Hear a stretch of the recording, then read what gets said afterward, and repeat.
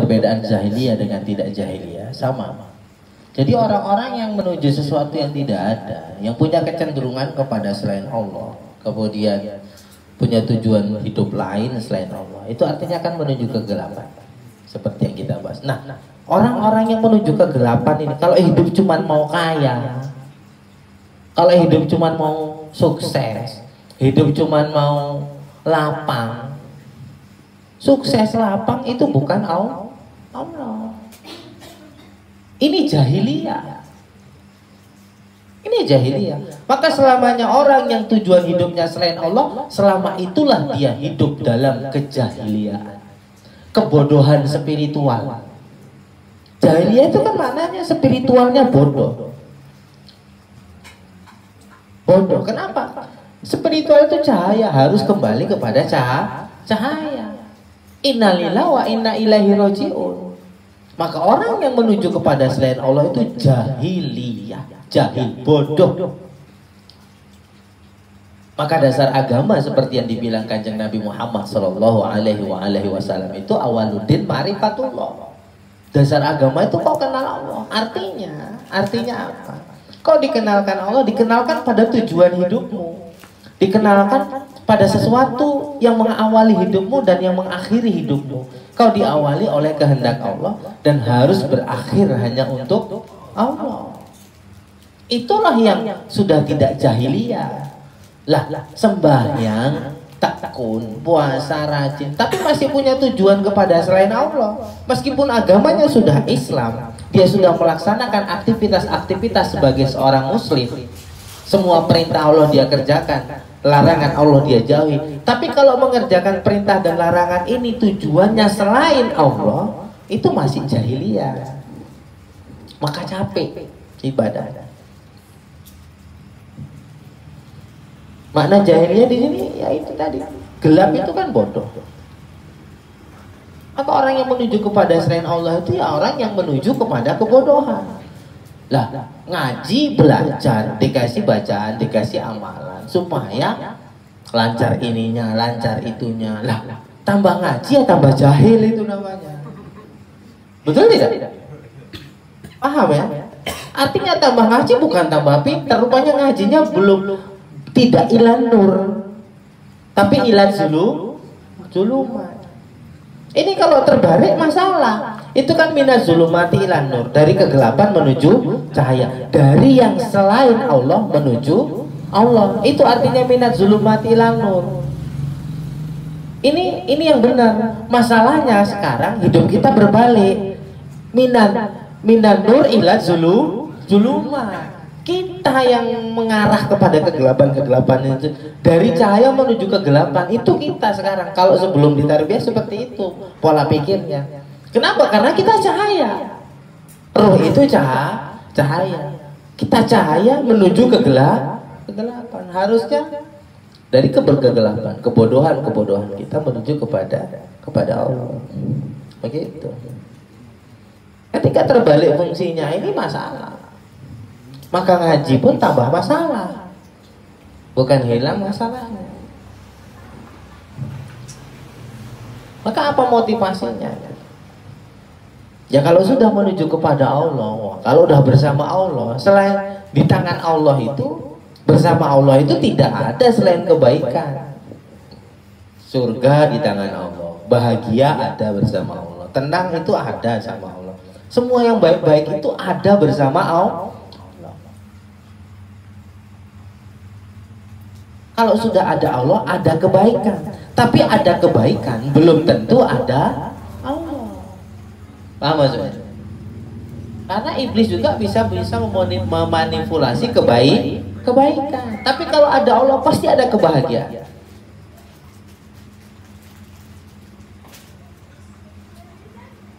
Maka orang yang yang ingin menginginkan itu semua, ganti tujuan hidupnya hanya Allah saja. Nggak usah. Berhenti memikirkan dan menuju kepada yang selain Allah. Kerja untuk Allah. Dapat alhamdulillah. Enggak dapat juga alhamdulillah, sama.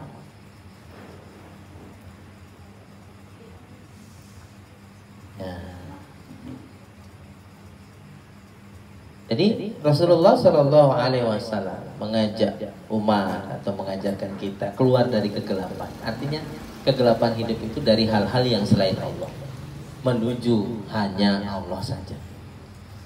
Itu bahkan kita bisa bilang semua isi Quran, isi hadis itu cuma bagaimana setiap orang bisa menanggalkan yang selain Allah, meninggalkan dirinya, meninggalkan yang selain, menanggalkan dirinya dan hanya menunggalkan.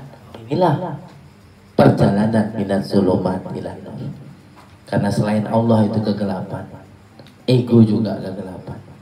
Hanya menuju Allah saja, itu artinya menuju cahaya. Maka orang yang bersama Allah adalah orang yang diliputi cahaya, diliputi rahman dan rahimnya Allah. Cahayanya itu berbentuk kasih dan sayang. Salah satu wujud kasih sayangnya, dia dibebaskan dari segala macam kegelapan. Baik kegelapan pikiran, kegelapan hati, kegelapan kehidupan, semua macam kegelapan, ia dibebaskan. Kalau sudah bebas, jiwanya merdeka. Kalau sudah merdeka, ya tidak ada masalah. Allahu a'lam bishawab. Ada pertanyaan? Silakan.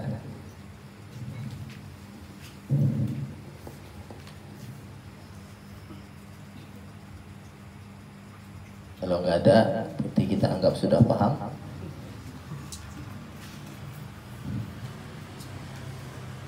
Ada yang mau cerita juga silahkan, monggo.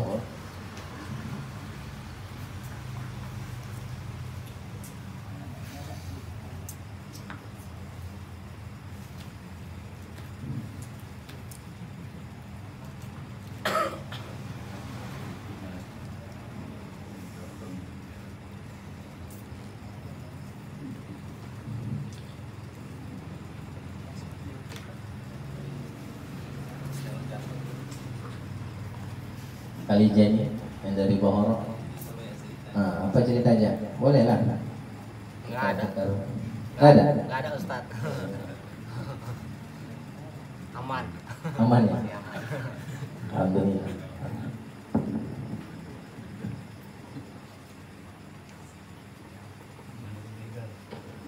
Jadi teguh nggak ceguan mana kan? Alhamdulillah. Gue yang paling penting. Nggak ngerti lagi kapan kan lucu. Gimana ngerti gue?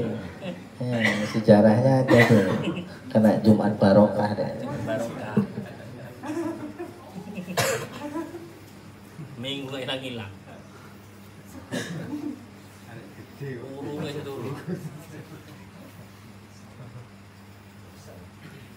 Ada gede kok ini wes. Ulah kena Jumat Barokah. Istana anjir.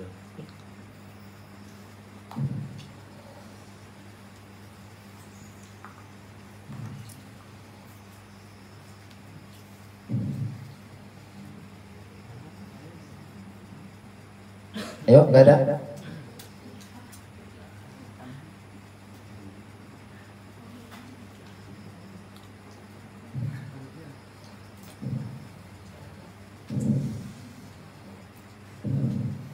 Mas Jokoy ada pertanyaan.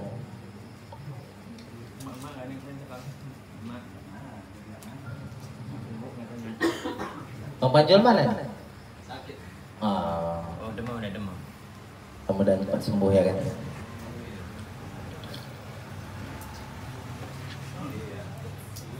Apa? Sakit menggugurkan dosa. Oh iya. Ada masalah ya.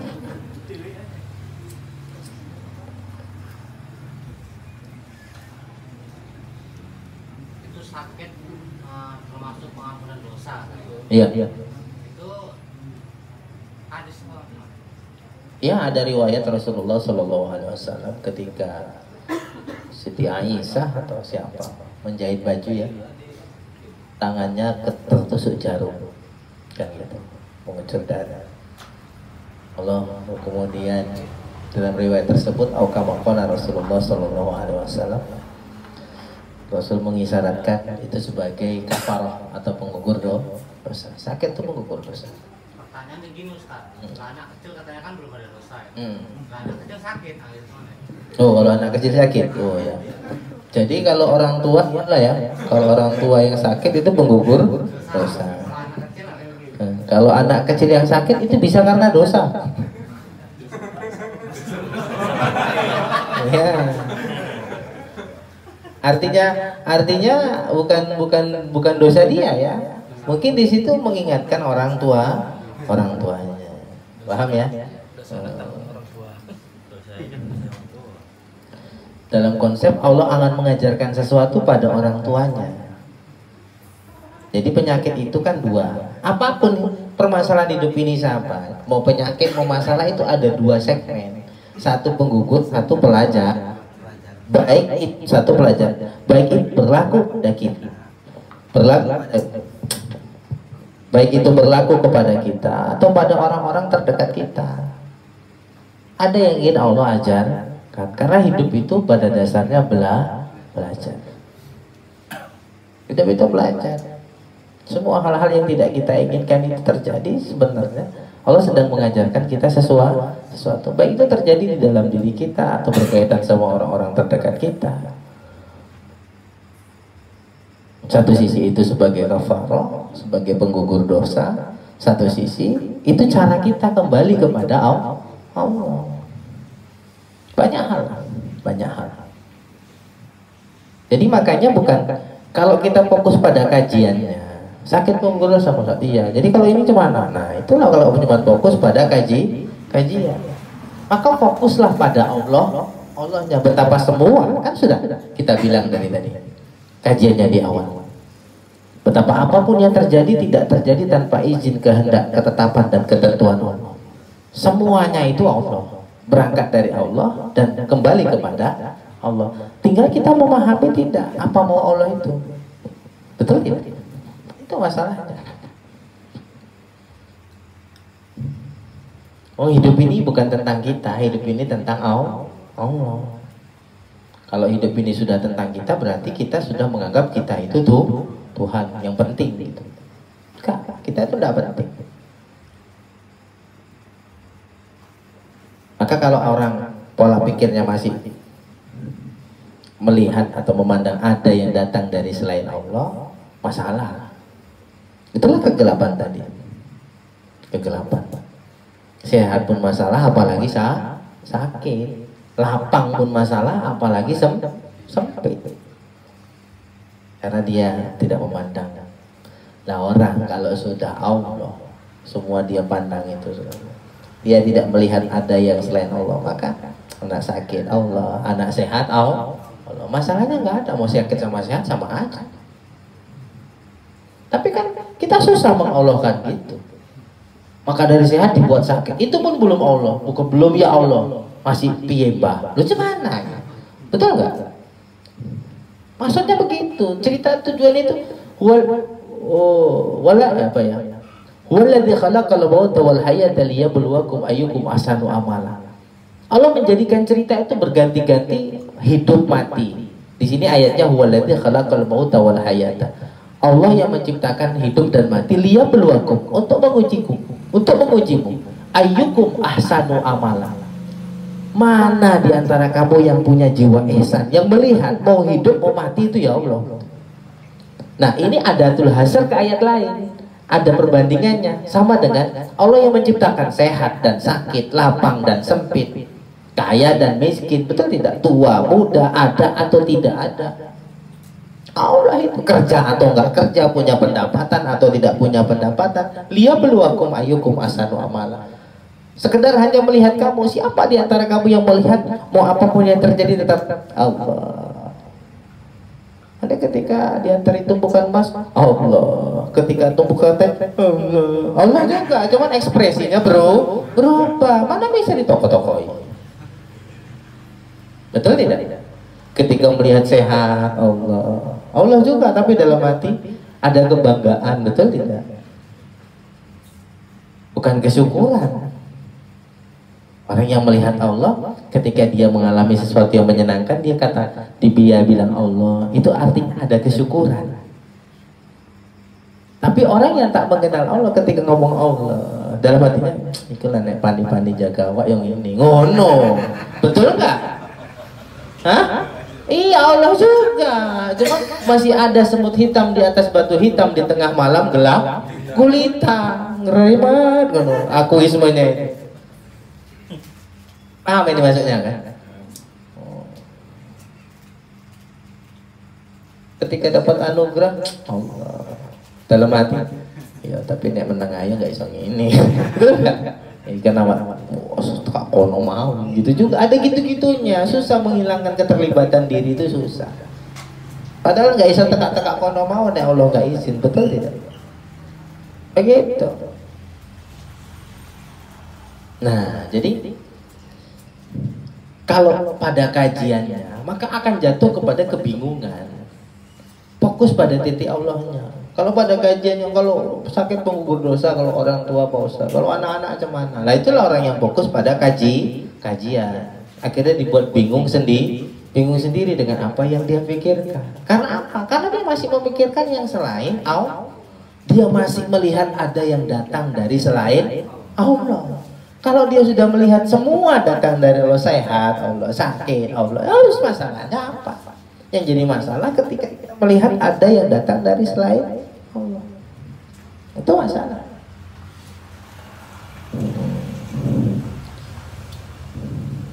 Maka orang-orang yang bersih hatinya dari selain Allah, bersih pikirannya dari selain Allah, mau ada uang tidak ada uang, mau sehat mau sakit Allah, Allahnya itu tulis tuh. Nggak ada udang di balik rempeyek ketika ngomong Allah tuh, ya Allah, khalas. Sakit Allah, sehat Allah. Oh, datar saja. Nggak ada gelombang yang berlebihan ya. Beda orang yang belum. Ya, itu tadi. Jika apa Allah ketika ceritanya susah. Ya, kurang. Tapi untuk mencapai kondisi jiwa yang stabil seperti itu, nah itulah jiwa yang stabil. Kalau bahasa Al-Quran, qalbun salim, jiwa yang selamat. Artinya jiwa yang tidak lagi terpengaruh dengan cerita dunia, cerita diri. Bahkan cerita diri disanjung sama dipuji sama saja sama dia. Kita kan bisa mengkoreksi nih, kalau dipuji agak naik sedikit enggak? Kalau disandung agak down, kalau dihina agak down enggak? Kalau masih jiwa kita masih naik turun, dipuji sama disanjung itu masih ada gelombang naik turun, itu kita menunjukkan jiwa kita belum selamat. Apalagi mutlak berbuat cuma mencari harapan pujian, nauzubillah. Ya orang ditarbiyah itu kan kalau berbuat baik itu bukan mengharapkan pujian ya, tapi kadang-kadang meskipun tarbiyahnya sudah masuk, inputnya sudah ada, masih susah juga menjaga stabilitas jiwa. Kalau jiwa tidak stabil, tidak salim, qalbun salim, artinya masih bergejolak dengan cerita-cerita yang dilihat. Kalau yang dilihat mata masih mempengaruhi jiwa, yang didengar telinga masih mempengaruhi jiwa, kemudian yang disentuh kulit masih mempengaruhi jiwa, apalagi kalau 7 panca indera itu, betul tidak? Yang dialami oleh panca inderamu masih berpengaruh sama jiwamu, artinya jiwamu belum selamat, belum qalbun salim, seperti yang dibilang Al-Quran. Jiwamu baru pada kondisi qalbun salim itu kalau dari panca indera ini, apapun yang dialami panca indera tidak berpengaruh pada jiwamu, tidak menggoncang ketenangan jiwamu, nah itu qalbun salim. Nabi Ayub contohnya, sakit, ulat semua di badannya. Kita mau ibadah, ulatnya diambil, taruh di mangkok. Bukan dimatiin, taruh di mangkok, bersihkan badan, sholat. Habis sholat, taruh ini lagi di badan.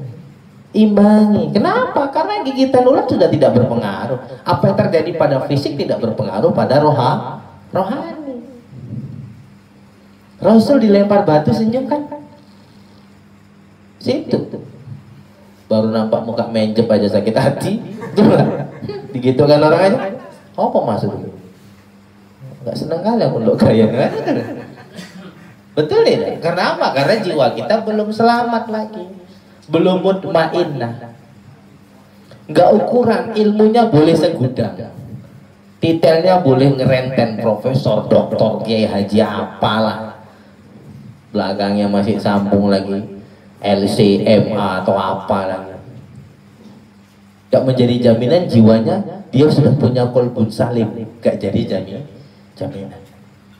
Karena untuk punya qalbun salim itu cantelannya cuma Allah.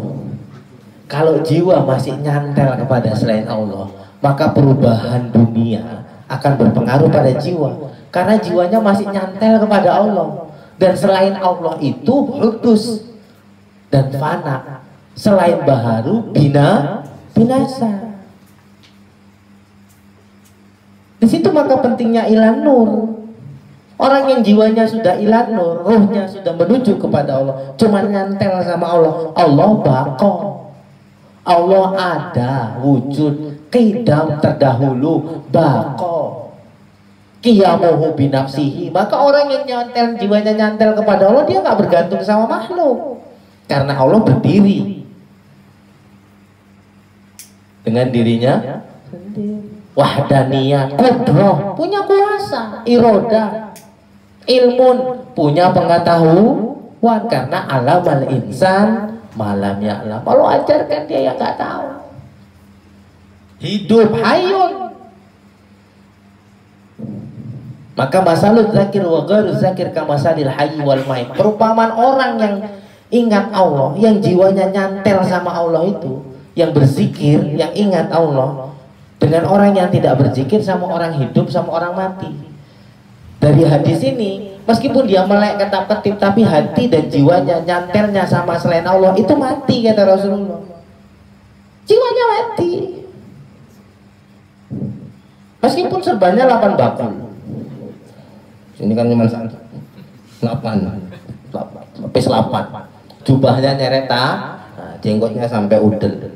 Allah. Tapi kecenderungan jiwanya masih kepada selain mati, itu kata Allah. Masalul zakir wa ghairu zakir kamasalil hayy wal mayt. Enggak punya hak, enggak ada hayun lah. Hidup tidak hidup. Tapi kalau hidup jiwanya, orang yang memang berharap bergantung hanya kepada Allah, hidup. Nah, hidup itu yakin.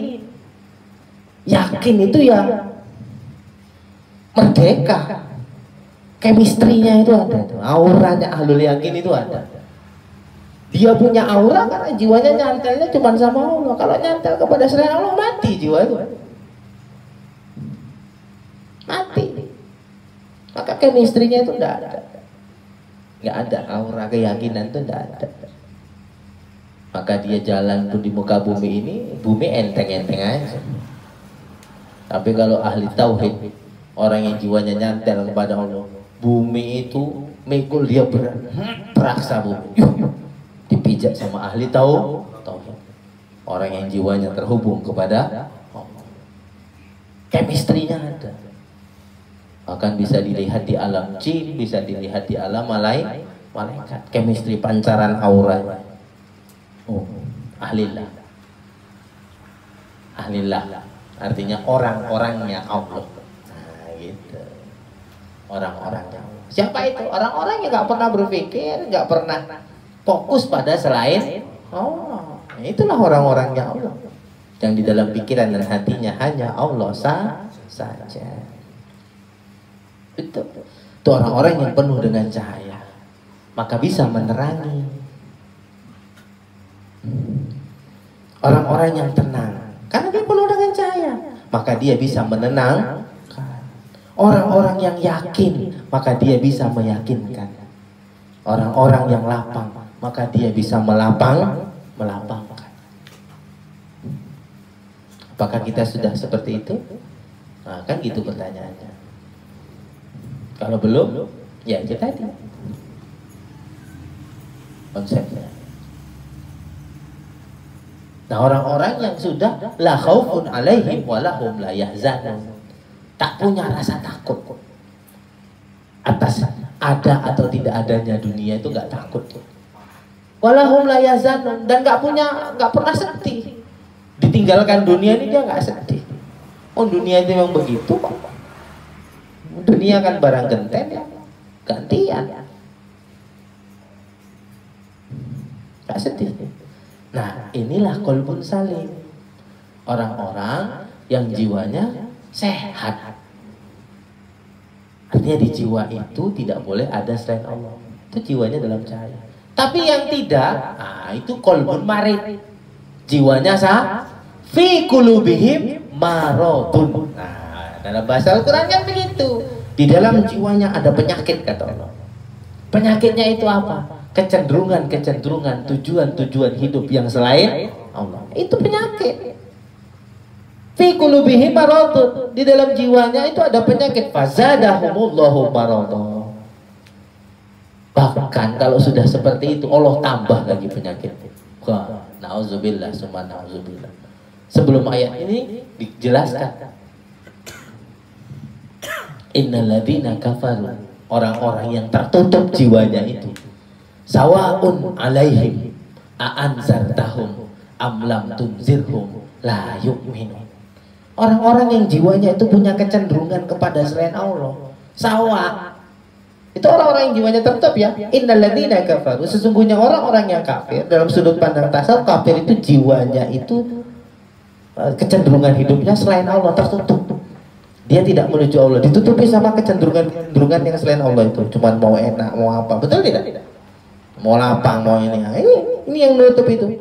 Sawaun alaihim, sama atas mereka itu, kata Allah. A'anzartahum, apakah kau beri peringatan? Amlam tunzirhum, atau kau nggak beri peringatan? La yu'minun, tidak akan percaya. Maka ketika aku bilang sama kalian Allah cukup, aku bilang udah Allah aja cukup kan? Kalau nggak cukup, itu artinya masih banyak yang selain Allah di dalam diri. Kau nggak akan percaya. Masa Allah iso? Nggak percaya kau. Ya kau lah yang disebut ayat ini tadi.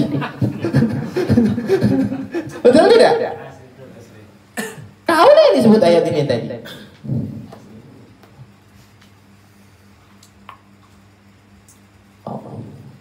Pak Ustadz ngomongnya sebulan tinggal 300.000. Harus nyicil motor 2.610.000. Rokoknya sedina rong bungkus 50.000. Kali 30 aja wis 50 kali 30 1,5 juta. Tambah cicilan motor 2.654, 4 juta lebih. Lo gajinya mah tinggal sebulan tinggal 300.000. Nggak iso. Aku ngomong Allah bisa. Kalau kau bilang, kalau kau nggak percaya kalau dengan Allah itu, berarti kan itu tadi. Fi qulubikum marad. Di dalam jiwamu ada penyakit yang tidak bisa melihat betapa hebatnya Allah. Ya kau lah yang bilang ayat itu. Nah, orang-orang yang sudah bisa Allah sahaja. Wah, itu qalbun salim. Jiwanya sudah selamat dari kecenderungan kepada selain Allah. Maka dia percaya. Lah kau ini kalau Nabi Muhammad sekarang, aku baru turun dari langit. Bopok pemat, kau ini yang ngomong itu kau. Lah betul tidak? Ya kan sama ini. Hari gini banget. Lah gue lah sih nggak menerima peristiwa Isra Mi'raj gue. Nggak ngaji mana ya Pak? Tapi enggak. Dopok mau 300. Dopok ya. Murtad balik. Ya kan begitu sih. Ayo. Ya makanya kan sulit ya. Nah, maka aku bilang Allah cukup enggak? Orang-orang yang jiwanya selamat itu hasbi Allah. Cukuplah bagiku hanya Allah. Nikmal maula wa nikmat hasbi Allah wa nikmal wakil. Nikmal maula wa nikmal nasir. Cukuplah Allah sebagai penolong, ya kan? Sebagai penjaga dan semua cukup Allah. Nah ini dia. Jadi jangan sampai. Nah orang-orang yang dibilang qulubihim marad itu ayat sebelumnya itu innalladzina kafaru sawaun alaihi ma anzartahum am lam tunzirum. Mbak kudu ribut tiap hari dia nggak bakal percaya. Wong dene sik cenderung kepada selain aku. Orang yang percaya kata-katamu itu kan orang-orang yang hanya Allah saja. Percaya itu bukan sekedar mantuk-mantuk tok ya. Pikir nek mantuk itu percaya orang tentu. Enek sing ngene-ngene nokohnya itu. Enek juga mantuk-mantuk. Iki sing mantuk-mantuk nang kene neng loro percaya yang pertama eneng telu lah. Sing pertama memang pas. Memang DN memang wis ngono. Nah, iku sing kedua boyo. Sambil mikir, gak masuk akal. Eneng sing ketiga ini ngantuk. Jadi ada piye ya kan? Jadi ngono. Belum tentu bahaya, ini bahaya sahabat. Maka aku bilang, aku kenalkan dunia yang di situ hanya ada Allah saja, nggak ada yang lain. Maka kan semalam aku bilang,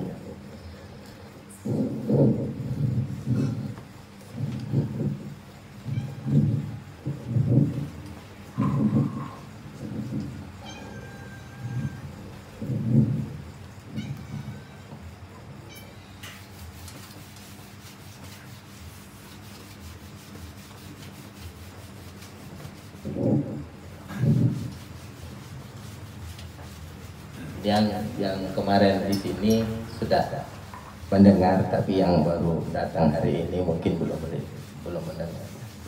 Apa-apa lah, acara gaji telah diulang. Ini dunia yang banyak dikenal manusia. Bumi. Ya. Ini cerita jiwa, bukan cerita kondisi jasad ya. Ya jasadku yang masih di sini, paham maksudnya? Ini kita cerita kondisi jiwa.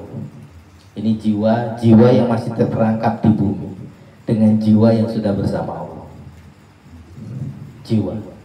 Ya, jasad orang itu yang masih di situ, yang masih beraktivitas, punya anak, punya istri, punya kehidupan.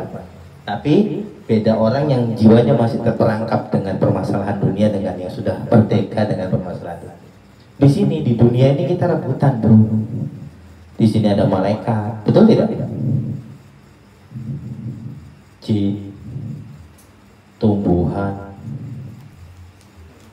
hewan, manusia. Betul tidak? Wah, kita rebutan di sini 4 pet.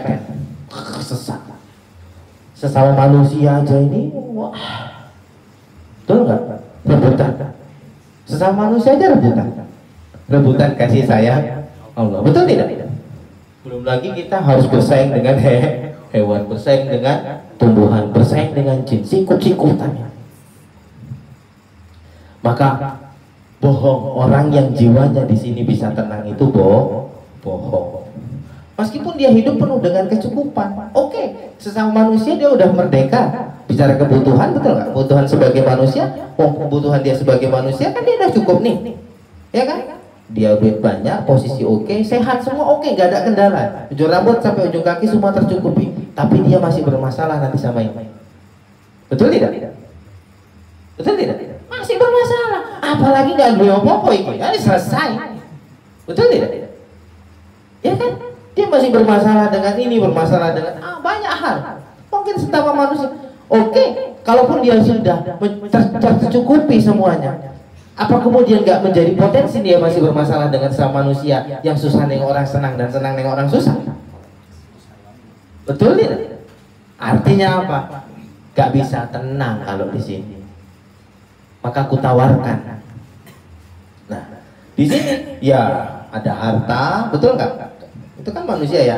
Harta, tahta, wanita kalau laki-laki, pria kalau perempuan. Nah, ini di sini. Inilah pasangannya manusia hidup itu ya. Ada yang punya pendamping, tapi ya kurang pendapatan.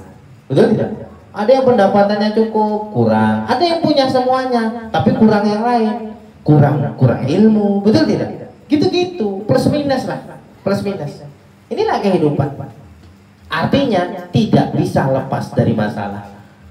inilah yang orang yang masih di sini, jiwanya itu masih di sini, jiwanya dia masih di sini, yang masih kena tekanan dan pengaruh sama cerita lain, dia mungkin tidak tertekan dan terpengaruh pada satu cerita, tapi masih bisa terpengaruh pada cerita yang lain, betul tidak? Masih bisa. Kalau di sini proses nggak ada yang bisa bebas dan bisa merdeka, nggak ada. Karena lepas dari satu, kena yang lain. Ingat hadis yang pernah kita sampaikan, Allah ciptakan 99 pintu musibah.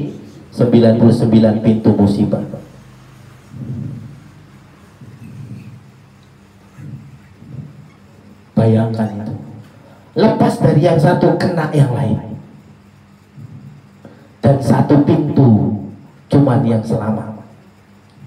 Satu pintu yang menuju keselamatan. Pintu itu pintu yang menuju ke Allah. Maka uzkurni azkurkum, ingat aku ingat kamu. Selamat. Paham ya? Ini dibalik semua potensi dunia itu menyimpan masalah, sahabat. Istri, dibalik setiap berkah ada musibah, dibalik musibah ada berkah, selalu kena begitu. Makanya fa inna ma'al usri yusra. Di balik kesulitan ada kemudahan. Di kemudahan itu pun nanti masih ada kesulitan. Akhirnya dari kesulitan itu ada kemudahan lagi. Orang akan terus begitu. Jelas ya? Ini sekarang kita dapat kemudahan, misalnya udah bisa kerja. Apa di kemudahan itu gak ada kesulitan? Ada, tapi kerjaannya jauh. Misalnya. Tapi kawan kerjanya gak seneng. Loh, betul tidak? Tapi atasannya suka-suka hati. Loh, tapi ada saja. Betul tidak? Di balik kemudahan ada kesulitan. Lah, di balik kesulitan pun ya ada kemudahan. Gak kerja-kerja memang, tapi alhamdulillah ada jangan dari rezeki. Betul tidak? Terus itu dari kesulitan datang kemudahan. Terus dari kemudahan itu dari kesulitan. Ada. Tapi yang gak enak juga lah, terus perasaan kan masa. Loh, betul tidak? Akan terus seperti itu. Paham maksudnya ini? Inilah kehidupan, sahabat. Inilah dunia. Orang gak bisa lepas dari ini. 99 pintu musibah. Rasul itu gambarkannya sambil pakai tongkatnya itu. Gini dia. Jadi ini sahabat kumpul keliling. Ketika menceritakan hadis ini, Rasul kan megang tongkat. Jadi yang garis di tanah itu. Perhatikan ini kata Rasul.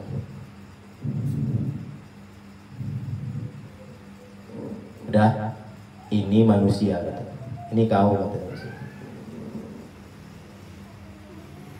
Dah. Di sini ada 99 pintu musibah. Kalau tidak salah beginilah gambaran hadisnya. Lepas satu kena satu, lepas satu kena satu. Ini batas. Kau nggak akan bisa keluar batasnya.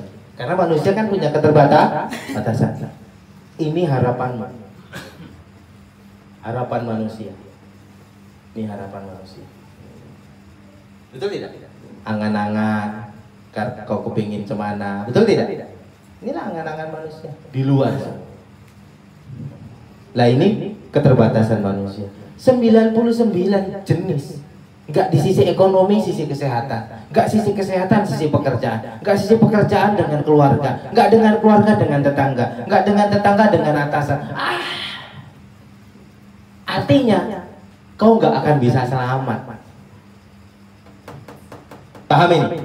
Sehebat apapun, koneksimu oke, relasimu oke, uangmu banyak. Kalau udah datang, kalau udah mau datang kan udah kenakan kepada dirimu, nggak kurang jalan. Setia Novanto masuk kok, ketua DPR, relasinya betul tidak? Relasimu kan untuk ukuran Indonesia. Lah semua sudah oke. Orangnya bagus, apa segala macam mungkin, programnya bagus, ya kan? Sudah, tinggal nunggu enaknya, ya kan? Tinggal nunggu dilantik, tiba-tiba dipanggil Allah, almarhum Bapak Julia, betul tidak? Hah? Kurang apa? Orangnya bagus, betul tidak? Itu harapannya. Ini kan wali kok. Jelas. Lah ini Nabi yang gambar, maka gak ada yang bisa lewatin. Semua kena. Nah, satu pintu. Nah ini tadi kan harapan. Wah ini banyak lah yang kita ingatkan. Tapi untuk menggapai itu ada batas-batasan kita yang nggak bisa kita lewat. Udah ada batasannya di dalam ini saja sudah 99 pintu musibah. Cemana coba? Tapi ada satu pintu yang menjamin keselamatan. Kata Allah dalam hadis itu. Satu pintu dan pintu itu menuju kepada Allah.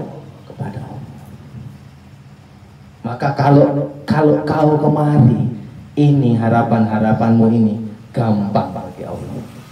Dan kalau kau kemari, kau akan dilindungi dari yang ini. Paham ya? Akan Allah lindungi. Nah, pintu itulah yang di sini yang aku sebutkan itu. Ya jasad dan jiwa kita, aktivitas seorang suami yang kerja masih, ya udah silakan. Tapi jiwamu sudah bersama Allah saja.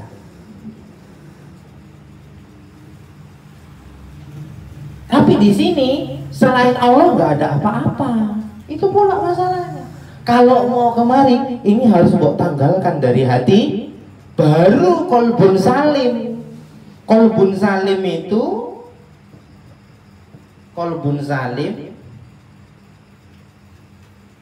salim ini jiwanya selamat. Kalau di sini kolbun marid, fi qulubihim maradun, kolbun maridun. Ini jiwa yang sakit. Di sini salim. Bolehlah mau salimun atau salimun, sama maknanya. Artinya jiwa yang cenderung kepada selain Allah, hati yang cenderung kepada selain Allah sakit. Hati yang hanya cenderung kepada Allah selamat. Mana kena dia ini? Oh di hatinya memang gak ada ini. Inilah sumber penyakitnya. Ini sumber penyakit. Anugerah memang satu sisi anugerah, tapi itu juga sumber masalah. Itulah disebut masalah hikmah. Sulit mudah. Di situ juga sumbernya. Logikanya begitu, sahabat. Hati yang bersih dari selain Allah ini, tapi mengeluarkan itu dari hati kita kan ya nggak gampang. Putus hati dari selain, putuskan mulai hari ini. Aku tak nak kepada selain Engkau ya Allah. Ya tetap ngurus anak, ngurus istri, kerjaan, bisnis segala macam. It's okay. Tapi udah enggak. Ketika nanti terjadi bagaimana udah enggak goncang jiwa, karena jiwanya sudah terikat kepada Allah. Itu yang disebut wa'tasimu bihablillah. Berpegang teguhlah kepada tali. Kalau berpegang teguh sama tali harta, kalau putus, tali selain Allah bisa putus. Harta bisa nggak ada, aset bisa nggak ada, suami istri bisa anak bisa Allah. Itu arti wa'tasimu bihablillah. Berpegang teguhlah kepada tali Allah. Berpeganglah kepada sesuatu yang nggak pernah mati, nggak pernah binasa, nggak pernah habis, dan nggak pernah nggak ada. Dan itu Allah. Tapi ketika orang bergantung kepada maka sakit dia. Sakitnya itu ketika hartanya habis, putuskan talinya. Sakitnya tuh di sini. Betul ya? Ketika yang dicintai mengkhianati, sakitnya tuh di sini. Betul ya? Di situ maksudnya. Karena di situ masih banyak. Di sini udah nggak ada. Gitu loh. Paham ya? Nah ini.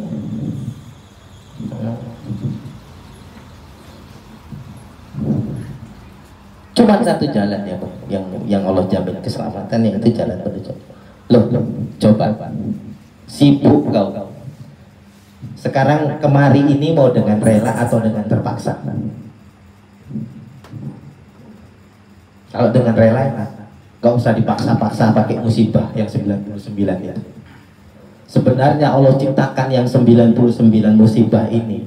Allah peruntukkan, kuciptakan 99 pintu musibah, kuperuntukkan untuk anak Adam. Tujuan Allah cuma satu, biar anak Adam itu lari ke satu pintu yang menuju kepada. Tapi anak Adam terlalu sombong. tunggu selang di mana-mana, baru Allah, baru itu namanya terpaksa. Nunggu dipaksa baru Allah, terlambat bro. Nunggu wes setruk baru. Piye Kang? Alhamdulillah. Apa sih ngono? Paham ya? Naudzubillah, jangan sampai Allah paksa dengan penyakit baru kita lari ke Allah. Allah paksa dengan kebangkrutan baru kita lari ke Allah. Jadi gitu masih sehat ya sudah lari ke Allah. Caranya gimana? Lah, gunakan kesehatanmu untuk beribadah. Gunakan rezeki yang diberi untuk sedekah. Itu artinya lari kepada Allah. Lari kepada Allah itu gak cuma diam aja sepenting Allah, tapi ada yang meminta-minta perek. Nah itu gak lari kepada Allah itu. Artinya kembali kepada Allah itu kembali menjalankan tugas dan kewajiban sebagai seorang muslim. Kalau wa mimma razaqnahum kembali kepada Allah itu seperti Quran surah Al-Baqarah sebelumnya tadi, sebelumnya kita bahas innal ladzina kafaru, akan ada atasnya. Ya ulaika ala hudam mir rabbihim wa ilaika humul, mereka berada dalam petunjuk Tuhannya dan mereka itu wa ulaika hum muflih, beruntung. Siapa itu? Alif lam mim. Dzalikal kitabul la raiba fihi hudal muttaqin. Orang yang kembali kepada Quran, yang yakin pada apa yang dibilang Allah. Apa salah satunya? Masalul ladzina yunfikuna amwalahum fisabilillah kamasali habba. Orang yang menafkahkan hartanya di jalan Allah seperti satu butir abbadat fihi sab'a sanabila. Akan tumbuh dari satu batu butir padi itu 7 tang. Wa fi kulli sumbulatin mi'atu habba. Masing-masing tangkai 100 butir. Wallahu yudha'ifu liman yasha. Bahkan Allah akan masih lipat gandakan bagi orang-orang yang Dia kehendaki. Kalau kau percaya sama kau nggak hitung-hitungan begini, malah tambah kaya. Ati fakti, berilah kau akan kubah. Gak ada kasusnya orang dermawan jatuh kiri, gak ada. Orang pelit bangkrut terus sakit stroke akhirnya masuk kuburannya sempit banyak. Terus diukur pas mau masuk kurang ngombo, sering itu, betul nggak? Zaman sekarang aja udah sering itu. Udah diukur pas kuburannya nggak, masih kurang lebar. Nauzubillah. Udah gitu dimasukkan airnya nggak kering-kering lagi. Tuh tidak? Itu rahasia, nggak rahasia. Dah ya. Sekarang masalah itu dengan yang yakin sama Quran. Kemudian apa? Alladzina yu'minuna bil ghaib. Percaya sama perkara yang gaib. Apa yang perkara yang gaib itu yang kita nggak tahu? Langkah, rezeki, pertemuan, maut itu kita nggak tahu. Jangan coba kau tentukan mentang-mentang kau sudah berusaha Allah harus ngasih gitu. Betul tidak? Rezeki kan termasuk hal-hal yang gaib, kita nggak tahu. Usaha saja.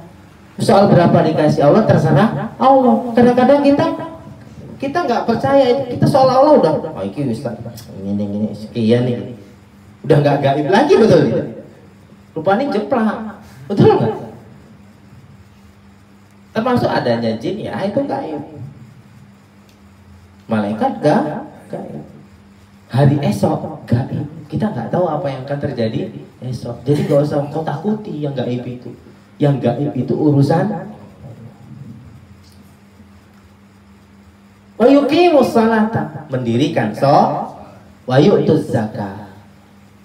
Bayar zakat penghasilan, zakat apa? Udah pernah kita bahas. Wa mimma razaqnahum yunfiqun. Alladzina yu'minuna bil ghaibi wa yuqimuna sholata wa yu'tuz zakat. Iya kan? Itu. Alif lam mim dzalikal kitabul la raiba fihi hudal lil muttaqin. Alladzina yu'minuna bil ghaibi wa yuqimuna sholata wa mimma razaqnahum yunfiqun. Bersedekah. Walladzina yu'minuna bima unzila ilaika.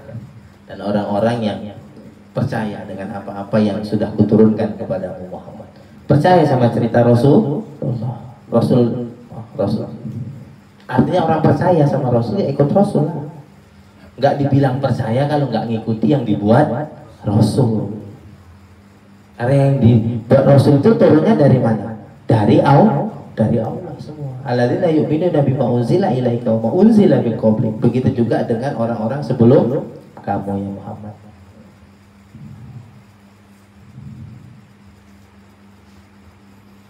ulaika ala hudam mir rabbihim. Mereka itulah yang berada di petunjuk jalan. Ulaika humul muflihun. Mereka orang-orang yang beruntung. Jadi orang yang beruntung itu seperti itu.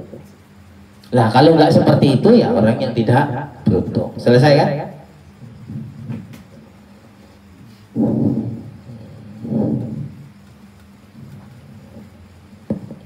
Baru kan ayat itu habis ulaika ala hudam mir rabbihim wa ulaika humul muflihun. Baru ayat setelahnya kebalikan dari yang muflih. Jadi yang celaka. Diawali dengan innalladzina kafaru sawa'un alaihim a'anzartahum am lam tunzirhum la yu'minun. Seterusnya sampai ada fi qulubihim marad fazadahumullahu marad. Baik, mungkin segmen resminya kita tutup dulu. Nah, tatim huna, ya kan? Yang baik dan benar datang dari Allah, yang salah dari keterbatasan pemahaman dan ilmu saya. Akhirul kalam billahi taufiq wal hidayah. Wassalamualaikum warahmatullahi wabarakatuh.